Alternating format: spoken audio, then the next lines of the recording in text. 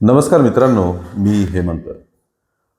मित्रांनो, social media हा इतका लोकप्रिय प्लॅटफॉर्म आहे आता कम्युनिकेशनचा, की म्हणजे आपण शेजारी शेजारी बसलेले जरी मित्रमैत्रिणी असले किंवा ओळखीचे असले, तरी तू मला इन्स्टावर फॉलो करतो का, तू मला फेसबुकला फ्रेंड आहे का, वगैरे वगैरे अशा गप्पा सुरू होतात. सोशल मीडियाचं कम्युनिकेशनमध्ये आज संवादामध्ये प्रचंड मोठं महत्त्व झालेलं आहे. पूर्ण जग हे या सोशल मीडियाच्या माध्यमातून जुडल्या गेलेलं आहे. पण अनेकदा आपण बघतो की सोशल मीडियावरती असेही काही प्रकरणं होत असतात ज्याच्यामुळे संबंधित लोक कुठल्या ना कुठल्या अडचणीत येतात. आज जी घटना आपण बघणार आहोत त्यामध्ये याच सोशल मीडियावर पूर्वीची कुठलीही ओळख नाही, पण सोशल मीडियावर भेटले आणि मग त्यांच्या आयुष्यात इतकं मोठं कांड झालं अक्षरशः, की त्यामुळे जवळपास उद्ध्वस्त झालेले आहेत. काय आहे ही गोष्ट, घटना नेमकी कशी कशी घडत गेली, ही काही सहज घडलेली घटना नाहीये. यामध्ये टप्पे आहेत. ते टप्पे या घटनेतले नीट समजून घेणं आपल्याला आवश्यक आहे. मित्रांनो, आकाश कसबे नावाचा युवक इन्स्टावरती बराच त्याला पॉप्युलर होता. तो इन्स्टावरती त्यांनी बरेच आपले स्नॅप्स टाकणं किंवा त्याला अपडेटेड ठेवणं हे सुरू केलेलं होतं. आपल्याला माहिती आहे की आपण अनोळखी लोकांशी सुद्धा सोशल मीडियाच्या माध्यमातून कनेक्ट होत असतो, फ्रेंड होत असतो. तसंच या आकाश कसबेनी बरेच फ्रेंड बनवलेले होते. त्यातच एक तरुणी सुद्धा त्याच्या फ्रेंड लिस्टमध्ये होती. आकाश कसबे हा ज्यांच्याशी बोलावं वाटेल त्यांच्याशी इन्स्टावरती मेसेज करून बोलणं वगैरे हे सगळे प्रकार चालू होते. त्यातूनच या तरुणीसोबत त्याचा संवाद सुरू झाला. गप्पा गोष्टी होऊ लागल्या आणि नंतर त्यांनी एकमेकांना आपले मोबाईल नंबर दिले की चॅटिंगवरतीच बोलत बसण्यापेक्षा आपण फोनवरती बोलूया म्हणून. मग फोनवरती यांच्या गप्पा सुरू झाल्या. मग त्यांनी ठरवलं की आपण भेटूया, आता ही फ्रेंडशिप आपण पुढच्या टप्प्यात नेऊया. त्यानुसार ते भेटले आणि दोघांमध्ये चांगली मैत्री झाली. दोघी तरुण, मुलगी जी होती ती 22 वर्षाची आणि हा आकाश जवळपास 23-24 वर्षांचा. दोघांमध्ये ओळख झाली, भेटीगाठी होऊ लागल्या आणि ओळखीचं रूपांतर हे प्रेमात झालं. इथपर्यंत नॅचरल, नैसर्गिकरित्या ही प्रोसेस वाटते की गप्पा टप्पा, मैत्रीचा पुढचा टप्पा, भेटणं, मग प्रेमात पडणं, हे साहजिक होईल असं आहे. बऱ्याच लोकांच्या बाबतीत भेटलेलं आहे. कारण आपण बघतो आज लग्न जे आहेत ते मॅट्रिमोनीपासनं ते डेटिंग ॲप टिंडर वगैरेपर्यंत ह्याच्यावरती सुद्धा लग्न जमतात. त्यामुळे यात काही वावगं असं नाही. त्यानंतर 2026 जसं चालू झालं तसं या आकाशने तिला लग्नाबद्दल बोलणं सुरू केलं की आपण एकाच समाजाचे आहोत, आपले विचार जुळतात वगैरे, आपण लग्न करायला काही हरकत नाही, कारण मला तू आवडतेस.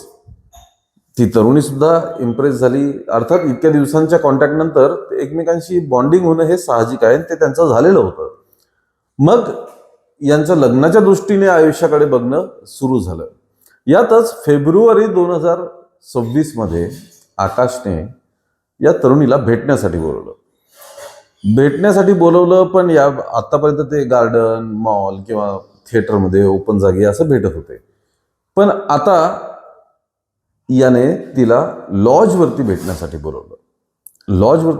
बोलवल्यानंतर तरुणीने स्पष्ट नकार दिला की मी लॉज बीचवर येणार नाही भेटायला, हे काही बरोबर नाहीये, आपलं लग्नाचं आधी बघूया आणि त्यानंतर मग भेटू शकतो, पण आताच लॉजवर भेटायला मी कम्फर्टेबल नाहीये. त्यामुळे फेब्रुवारी 2026 मधला हा त्यांचा भेटण्याचा प्लॅन हा राहून गेला, भेटले नाही ते. त्यानंतर सातत्याने आकाश त्या तरुणीला लॉजवर भेटण्यासाठी सारखी विचारणा करत होता. तरुणी नाही म्हणत गेली.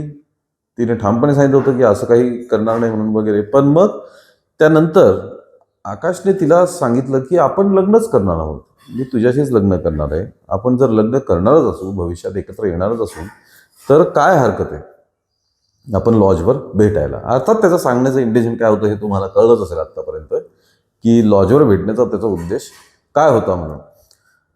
तरुणी सातत्याने नाही म्हणत होती, पण शेवटी बऱ्याचदा सांगितल्यानंतर ती तरुणी तयार झाली लॉजवर भेटायला. एप्रिलच्या सुरुवातीला हे शिर्डीतल्या एका लॉजवरती गेले, भेटले. पण तिथे गेल्यानंतर सुद्धा या आकाशचं जे उद्दिष्ट होतं लॉजवर नेण्याचं, त्यास ती तरुणी तयार नव्हती. म्हणजे शरीर संबंध प्रस्थापित करण्यासाठी ती तरुणी तयार नव्हती. तिने नकार दिला लॉजवर गेल्यानंतर सुद्धा. पण आकाशने परत तेच, लग्न तर होणारच आहे आपलं, लवकरच लग्न करणार आहेत आपण, काय हरकत आहे वगैरे म्हणून बळजबरीने तिच्या इच्छेविरुद्ध तिच्यासोबत शरीर संबंध प्रस्थापित केले. एकदा केले, त्यानंतर 15 एप्रिल, त्यानंतर मे महिन्यामध्ये सुरुवातीलाच हे सगळे प्रकार झाले. 3-4 वेळेस त्याने तरुणीला लॉजवरती नेऊन तिचा शारीरिक संभोग घेतला.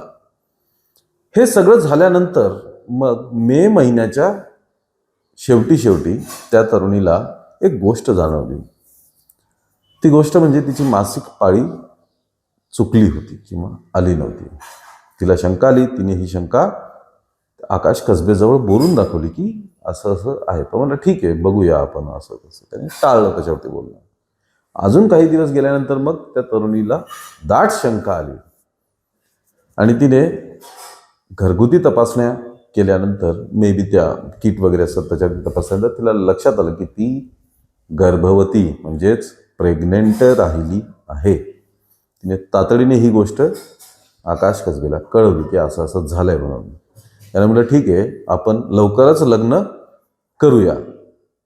त्यानंतर ती तरुणी सातत्याने त्याला संपर्क करून लग्नाबद्दल विचारत होती. तो टाळाटाळीचे आणि उडवा उडवीचे उत्तरं देत होता.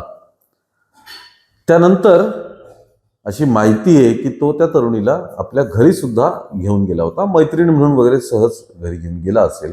आणि नंतर 2-4 दिवसांनी त्याने सांगितलं की तुझ्यासोबत लग्न करायला मी तर तयार आहे, पण माझ्या घरचे या लग्नाच्या विरोधात आहेत. तरुणीला आश्चर्य वाटलं, धक्का बसला तिला की इतकं सगळं झाल्यानंतर लग्नाला मंजुरी, रजामंदी, विरोध ह्या गोष्टी उरतात कुठे?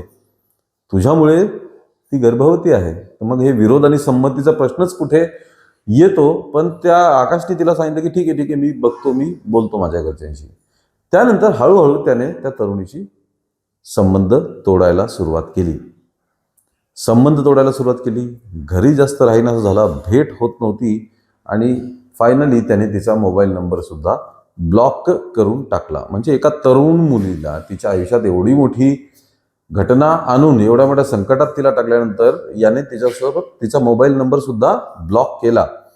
ब्लॉक केल्यानंतर मग त्याच्याशी संपर्क होईना, घरी तो भेटेना, मोबाईलवरती संपर्क होईना. मग ही तरुणी पुरती घाबरली आणि शेवटी तिने हिंमत जुटवून आपल्या आईला हा सगळा घडलेला प्रकार सांगितला.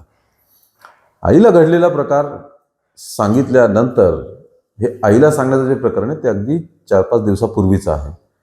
मग घाबरलेल्या आईने आधी तिला एका प्रायव्हेट दवाखान्यात गेला आणि तिची तपासणी व्यवस्थित करून घेतली. तपासणी केल्यावरती डॉक्टरने सांगितलं की ही 3 महिन्याची गर्भवती आहे. 3 महिन्याची गर्भवती आहे म्हटल्यावरती मग आई सुद्धा हादरून गेली. पण त्यांनी एक महत्त्वाचं पाऊल उचललं, ते म्हणजे पोलिसात याची तक्रार नोंदवली. पोलिसात तक्रार नोंदवली आणि घडला प्रकार सगळा तक्रारीत मांडला आणि या आकाश कसबे विरोधात गुन्हा दाखल करण्यात आलेला आहे.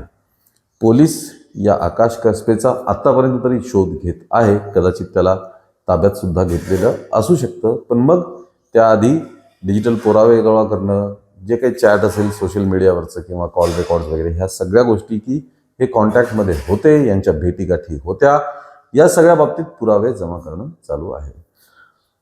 मित्रांनो, इतका भयंकर प्रकार एका मुलीच्या आयुष्यात घडलेला आहे. त्याचं कारण म्हणजे फक्त आणि फक्त आंधळा विश्वास कोणावरती तरी टाकणं, हीच गोष्ट इथे नडलेली आहे. सोशल मीडिया आहे, खूपच मोठ्या प्रमाणात त्याचा वापर होत आहे. तो काही 100% वाईटच आहे असं म्हणणं चुकीचं ठरेल. सोशल मीडियावरती तुम्ही जुने लोक ज्यांना 10, 15, 20 वर्षे भेटले नाहीत त्यांच्याशी परत तुमचा संपर्क येतो, बोलणं होतं, कम्युनिकेशन होतं. डिजिटल पद्धत आहे कम्युनिकेशन करण्याची. बरेच लोक याच्यावर टीका करतात की लोक प्रत्यक्षात भेटत नाहीत, डिजिटली भेटतात. ठीक आहे, तो आपला आपला प्रश्न आहे. पण या सोशल मीडियावर वावरत असताना आपण कोणासोबत बोलतोय, कोणाला भेटायला जातोय, काय त्याच्या मर्यादा आहेत, विश्वास, या सगळ्या गोष्टी आपण दुर्लक्षित करून चालत नाही, नाहीतर मग हे असं कुठलं प्रकरण होत असतं. आज त्या तरुणीच्या आयुष्यात मोठं वादळ आलेलं आहे आणि या वादळामुळे त्या तरुणीचं आता पुढचं आयुष्य काय असेल, कसं असेल, तो कसबे परत भेटेल नाही भेटेल, त्या गर्भवती असल्यामुळे त्या होणाऱ्या मुलाचं काय, हे सगळे असंख्य प्रश्न एका झटक्यात त्या पूर्ण परिवारासमोर आलेले आहेत. फक्त त्या मुलीसमोर नाही तर त्या परिवारासमोर सुद्धा उभे राहिलेले आहेत. त्यामुळे सोशल मीडियावर अनोळखी लोकांशी बोलत असताना काळजी घ्या, सतर्क राहा, स्वतःचं कुठल्याही प्रकारे कधीच नुकसान होऊ देऊ नका. हाच एक सल्ला आम्हाला या निमित्ताने द्यावा वाटतो. मित्रांनो, या सगळ्या प्रकरणावरती तुम्हाला काय वाटतं हे कमेंटमध्ये नक्की कळवा. या व्हिडिओला लाईक आणि शेअर करा आणि आमच्या चॅनलला ताबडतोब सबस्क्राईब करा. धन्यवाद.